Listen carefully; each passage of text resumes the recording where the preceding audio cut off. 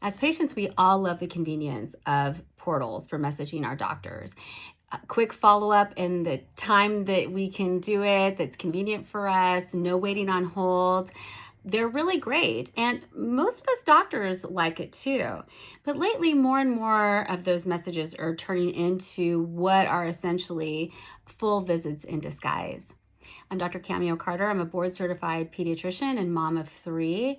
And today I want to spend a few minutes talking about patient portals and how to use them properly. The purpose of the portal is designed around care, not instead of care. Or another way of saying it is designed around appointments and to be supportive of those and not to be taken in place of appointments.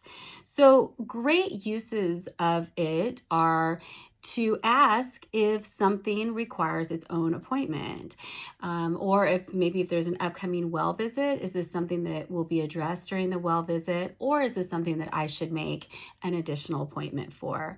Another great use is when you have had an appointment and maybe you're looking at the after visit summary and there was something that you talked about and it wasn't mentioned, and so you want to clarify it. Or maybe you're reviewing the after visit summary and you kind of remember the plan being slightly different than what the doctor has written their plan. So clarifying that and saying, oh, I walked away with this impression.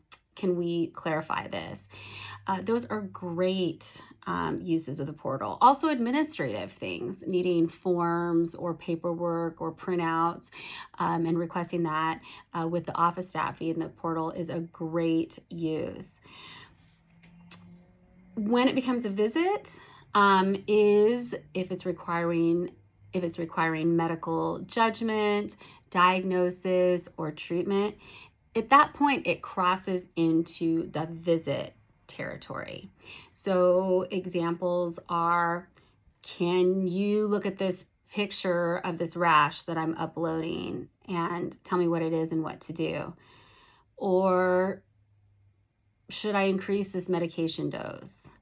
Or I'm on this medicine, I'm having these side effects, what should I do? All of these would be examples of things that need appointments. Behind the scenes, those quick messages are requiring often chart review, documentation of it, and they carry their own liability. And so it's real care that's being given, and it needs an appointment that's attached to that. And why this matters is a physician's time and their expertise are their professional service, just like an attorney or a therapist. Digital care is still care. And as our system evolves, boundaries are needed and are key to keeping things sustainable and equitable. There are some practices that are billing for message-based care. There are billing codes that have been used. Insurances aren't always paying for those, but it's trying to address those concerns that this is dedicated medical work that's being done. Now, if you're part of a concierge or DPC, a direct patient care system, access and messaging is often something that's included in your membership. But remember, that's something that is being paid for and is included to have that availability. But in the traditional insurance-based care, portal messages are often not being paid for and not being covered as part of the standard fees. So there's a couple of things that can help you be a great portal user. And it begins with asking yourself a couple of questions. First, ask, is this something that requires medical expertise? It might seem like a quick question or an easy question for your doctor, but remember, it's only easy because your doctor is trained to answer it.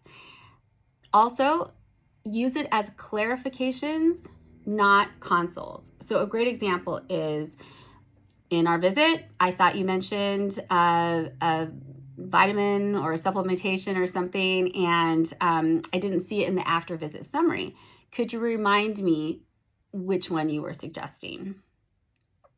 Also, be really concise. Keep it short, keep it focused.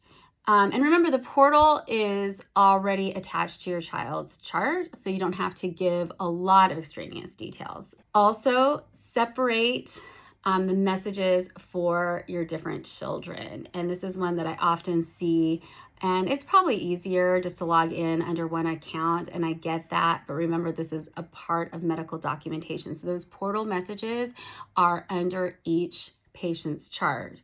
So when you're asking a bunch of different questions, your doctor's going to have to look at their chart and cross-reference and have those charts open, and also want to have the documentation for whatever was said in their specific chart. So send separate messages per different kids or members of the family.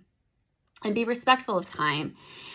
Portals are reviewed between patient care duties. They're not for urgent or emergency needs. Don't expect that your doctor is going to be sitting on their EMR system over the weekend, and understand that it may take days to get back to you.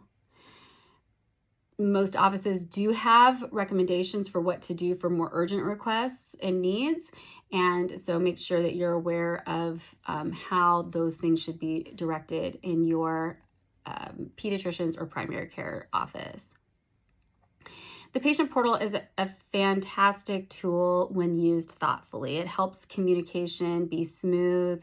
It helps us to take care of your kids and make sure that everything's documented well on the chart. But remember, your doctor's expertise is their craft, and making space for that care, whether in person or through a visit, ensures your family gets the best from us.